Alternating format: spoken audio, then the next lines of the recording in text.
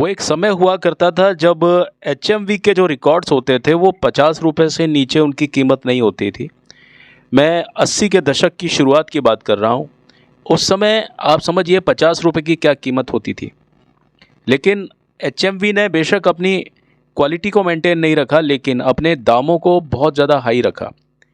और इसी चीज़ का फ़ायदा उठाते हुए टी सीरीज़ जब मार्केट में आई, उसके पास में कोई मूल कलाकार नहीं थे, लेकिन एचएमवी के ही जो चुने हुए गाने थे, सभी आर्टिस्ट के स्टार्ट से लेकर के, ख़ास तौर पर रफ़ी साहब, लता मंगेशकर, आशा भोसले और किशोर कुमार, इनके गानों को ही उन्होंने नए सिंगर से गवाना शुरू कर दिया। और वो जो कीमत थी अपनी कैसेट की, वो इतनी ज़्यादा अफोर्डेबल करी कि कहाँ एचएमवी की जो कीमत थी वो 50 रुपए से ऊपर ही होती थी। लेकिन उसी दौर में एचएमवी ने अपनी कैसेट को लॉन्च करते हुए उसकी कीमत 8 से 12 रुपए के बीच में, ज़्यादा से ज़्यादा 15 रुपए के बीच में रखी, जो कि बीते समय के साथ में 18 रुपए या 20 रुपए या 22 रुपए, इससे ऊपर कोई कीमत नहीं हुआ करती थी। वो गुलशन कुमार के मरने के बाद में ऐसा हुआ कि जो कीमतें हैं टी सीरीज़ की वो 20 रुपए से ऊपर आंकी गई। नहीं तो ये समय 1997 तक रहा। तो यहाँ तक कि म्यूज़िक लवर्स के लिए एक फ़ायदा जो उन्होंने किया, वहाँ तक काबिले तारीफ़ बात थी टी सीरीज़ के लिए। लेकिन उसके आगे जो उनके जो रणनीतियाँ थीं, वो कुछ ठीक नहीं थी। एचएमवी एक ऐसा नाम था जिसके पास में म्यूज़िक की पूरी धरोहर थी। अधिकांश जो अच्छे गाने थे, जो पुरानी फ़िल्मों का जो संग्रह है, वो आज भी एचएमवी के नाम पर है। हालांकि उनके कॉम्पिटिटर्स म्यूज़िक इंडिया लिमिटेड थे, सीबीएस, पैन और 2-4 कंपनीज़ और थीं, लेकिन ज़्यादा जो ख़जाना था वो एचएमवी के पास था। तो एचएमवी से सीधी भिड़ंत ली टी सीरीज़ ने। टी सीरीज़ ने, जैसा कि मैंने बताया, नए सिंगर्स को तैयार किया और पुराने सिंगर्स के जो ओरिजिनल गाने होते थे, उन्हीं गानों की तर्ज पर उन सिंगर्स को, जो नए सिंगर्स थे, उनको मार्केट में चांस दिलाने के लिए और इसी बहाने अपना मार्केट अपना बनाने के लिए और अपना प्रोडक्ट चलाने के लिए, जो म्यूज़िक लवर्स को फ़ायदा देने के लिए, ये सारे काम उन्होंने किए। यहाँ तक बात बिल्कुल अच्छी थी, काबिले तारीफ़ थी। यहाँ तक टी सीरीज़ को सलाम करता हूँ। लेकिन कंपनी की राइवलरी की आड़ में टी सीरीज़ ने क्या किया कि जो पुराने जितने भी अच्छे गाने थे, और इतना लंबा चौड़ा इतिहास रहा है हमारे फिल्म इंडस्ट्री का, नामचीन जो गायककार रहे हैं, जैसे किशोर दा हैं, रफ़ी साहब हैं, लता मंगेशकर हैं, आशा भोसले हैं, मन्ना डे साहब हैं, हेमंत कुमार साहब हैं, जितने भी गायक रहे हैं, आपके मुकेश हैं, ये जितने भी गायककार रहे हैं पुराने समय में, तलत महमूद साहब तक, और भी बहुत सारे, मैं अभी कितने नाम लूँ आपके सामने, बहुत सारे गए। इन आवाज़ों की आवाज़ों पर इनसे मिलती-जुलती थोड़ी-सी भी आवाज़ें जिनकी थी, उनकी आवाज़ों का यूज़ करके पुराना जितना भी स्टॉक था एचएमवी के पास में, जिसमें अच्छे-अच्छे गाने थे, और वो हज़ारों की संख्या में गाने थे सभी सिंगर्स के। तो नए गानों में, मतलब नए सिंगर्स की आवाज़ में, आप चाहे वो बेला सुलाखे हों, चाहे वो कोई भी गायिका हो, अनुराधा पौडवाल का नाम मैं सबसे पहले लूँगा।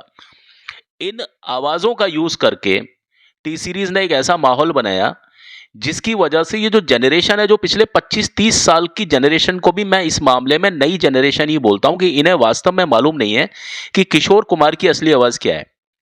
अगर उनके सामने कुमार शानू गाएगा तो वो कहेंगे किशोर कुमार गा रहा है। आप समझिए उस बात को। और जो मैं कह रहा हूं, ये बात बिल्कुल फैक्चुअल है। आप नहीं माने तो आप इस चीज को आप चला के देख लीजिएगा। 2 गाने जो एक जैसे गाने हो, और एक गाना गाया हो आपके सोनू निगम ने, और दूसरा गाना गाया हो मोहम्मद रफ़ी साहब ने। मोहम्मद रफ़ी साहब का गाना पहले मत चलाना, पहले चलाना सोनू निगम का। लोग बाग यही कहेंगे भैया ये गाना उसने गाया है। और उनको ये नहीं पता कि आवाज़ में इतनी क्लैरिटी, रिकॉर्डिंग में इतनी क्लैरिटी, कोई गाना स्टीरियो पे बज रहा है और जो ओरिजिनल गाना था वो मोनो पे बजता था।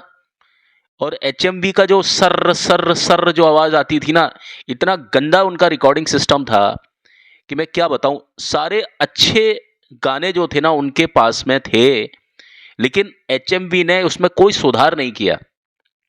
सेव म्यूजिक किल पायरेसी उसका एक टैलिस्मैन रहता था। सेव म्यूजिक किल पायरेसी, उस टैलिस्मैन, उस एक मंत्र की आड़ में उन्होंने म्यूजिक की का कबाड़ा करके रख दिया। आप पुराने गानों को देखिए, उसमें सिर्फ और सिर्फ आवाजें सुनाई देती हैं आपको, कोई झंझनाट झनकार की कोई आवाज नहीं सुनाई देती। ओरिजिनल रिकॉर्डिंग में सारे यंत्र, सारे जितने भी इंस्ट्रूमेंट होते थे वो बजते थे, उसमें परकशन भी होते थे कुछ। एचएमवी ने उन सब परकशनों के जितने भी परकशंस होते थे उनको बिल्कुल भी उठाया ही नहीं अपनी फ्रीक्वेंसी पर। बस उसने ट्रेबल साउंड को फास्ट कर दिया, ऊंचा कर दिया, ट्रेबल तो सॉरी बास साउंड को ऊंचा कर दिया, धमक वाली आवाज को। जो पतली आवाजें थी, जो ट्रेवल इफेक्ट होता था परकशन का, वो कहीं पर है ही नहीं। सिंगर की आवाज को उठा उठा करके बस काम कर दिया अपना।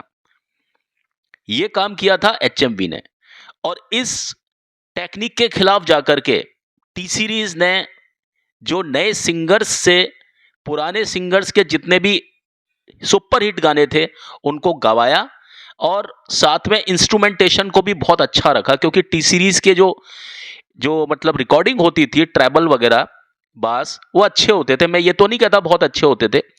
18 रुपए की कैसेट में आपको वो मजा मिल जाता था, और जैसे जैसे वो कैसेट पुराना होता था टी सीरीज का, वो अच्छा और बचता था।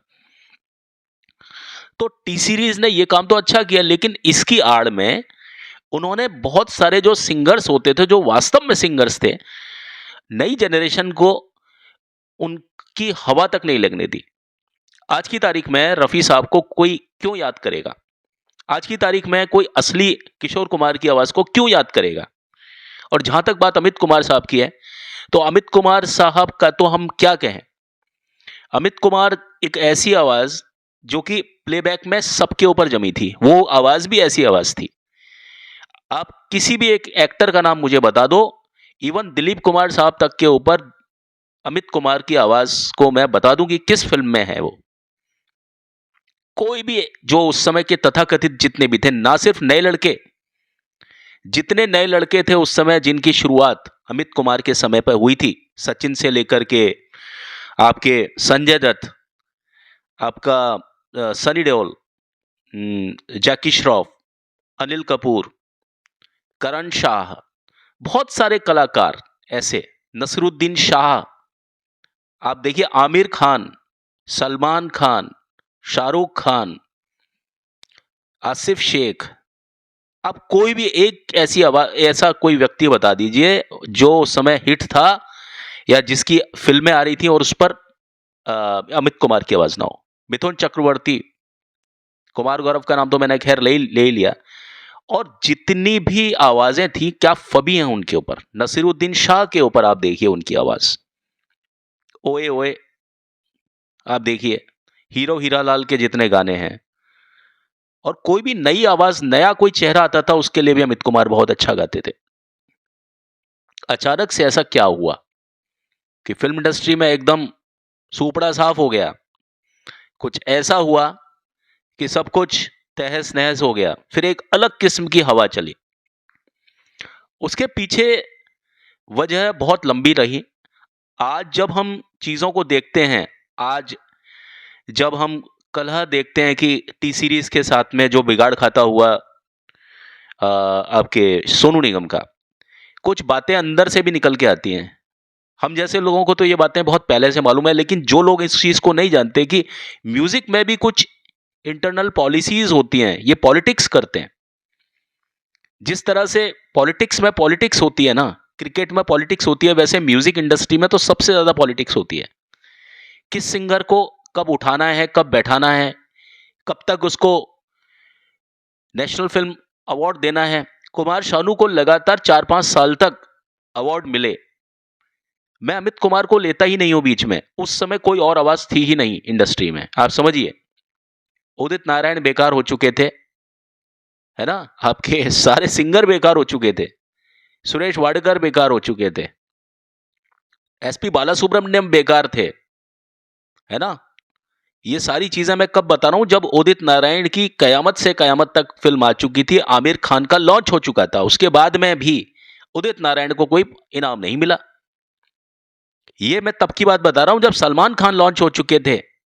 मैंने प्यार किया फिल्म बन चुकी थी, पत्थर के फूल फिल्म बन चुकी थी, जिसमें एसपी बालासुब्रमण्यम को ही सलमान खान की आवाज मतलब बनाया गया, पर्याय माना गया, उसका पूरक माना गया। एसपी बालासुब्रमण्यम को कोई पुरस्कार नहीं मिला। सुरेश वाडकर एक बहुत अच्छी आवाज हमेशा के लिए, प्रेम रोग के गानों से लेकर के उन्होंने न जाने क्या क्या नहीं गाया, उनको कोई अवार्ड नहीं मिला 1994-95 तक। और सिर्फ एक नाम चल रहा था जिसका नाम था कुमार शानू।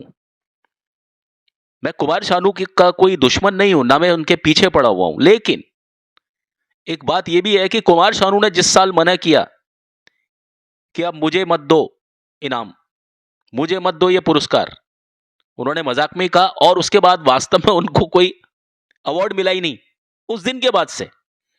तो क्या ये आपको सोची समझी साजिश नहीं लगती? उसके बाद में टी सीरीज मुड़ गया, किसके पास? उदित नारायण के पास मुड़ गया। अब समझिए टी सीरीज का कुछ ऐसा जाल है कि टी सीरीज ने पहले हीरो बनाया कुछ लोगों को, कुमार शानू जैसे लोगों को हीरो बना दिया। कुमार शानू की आवाज बहुत अच्छी है, लेकिन ऐसा नहीं है कि कुमार शानू ही कुमार शानू है, कि भाई 4 साल तक कुमार शानू ही कुमार शानू है, कोई और है ही नहीं। मैं इस समय अमित कुमार को ला ही नहीं रहा हूं बीच में, क्योंकि अमित कुमार के लाते ही तो दिक्कत आ जाती है। लोग कहते हैं अमित कुमार वर्सेस कुमार शानू, और फिर कुमार शानू की बड़ाई और अमित कुमार की बुराई, या अमित कुमार की बड़ाई। मैं चाहता ही नहीं हूं आप किसी की बड़ाई या बुराई करें, अपने दिमाग से सोचिए। मैं उस समय वो नाम ला रहा हूं जो कि इनसे अलग है। उदित नारायण की आवाज में ना तो किशोर दा का प्रभाव है, ना अमित कुमार का प्रभाव है, ना कुमार शानू का प्रभाव है। और उदित नारायण की आवाज इतनी साफ है, एक एक लफ्ज इतने अच्छा बोलते हैं, कोई नाम ही नहीं है उनका, उस समय तक कोई अवार्ड नहीं है। तो ये क्या आपको सोचा समझा कुछ नहीं लगता? और जब टी सीरीज के साथ में जब कुमार शानू का बिगाड़ खाता हो गया, रिलेशन खराब हो गए, क्यों? क्योंकि टी सीरीज का सारा काम अनुराधा पौडवाल संभालती थी, और अनुराधा पौडवाल के अंडर उनके गाइडेंस में कुमार शानू को काम करना अच्छा नहीं लगा। वहीं टी सीरीज से कुमार शानू के संबंध खराब हो गए। उसके बाद आप देखिए, उसके बाद कुमार शानू एकदम से थर्ड क्लास सिंगर हो गए। उसके बाद में फिर आप देखिए टी सीरीज ने फिर किसको उठाया? टी सीरीज ने उठाया उदित नारायण को। उसके बाद में टी सीरीज ने कुमार शानू को नहीं बताया। आप बताइए, बीते वक्त के साथ में तो इंसान की आवाज में और ज्यादा सुधार आ जाता है। मैं मानता हूं कि कुमार शानू की आवाज हल्की आवाज थी, लेकिन 1942 लव स्टोरी के आते आते उनकी आवाज बहुत अच्छी आवाज बन गई थी। मैं खुद इस बात को मानता हूं। जब तक वो नदीम श्रवण कैंप में रहे, उनकी आवाज में कोई इजाफा नहीं हुआ। हाँ, उन्हें शायरी अच्छी मिलती थी।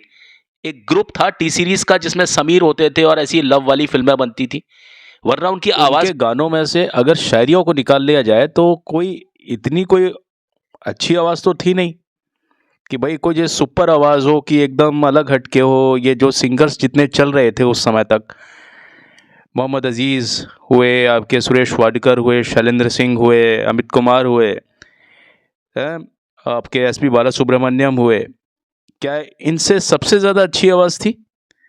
मैं मानता हूँ आवाज़ थी, लेकिन ऐसा भी नहीं था कि सिर्फ कुमार शानू ही कुमार शानू हुआ। कहीं कुछ तो दिक्कत थी ना उस सब चीज़ में।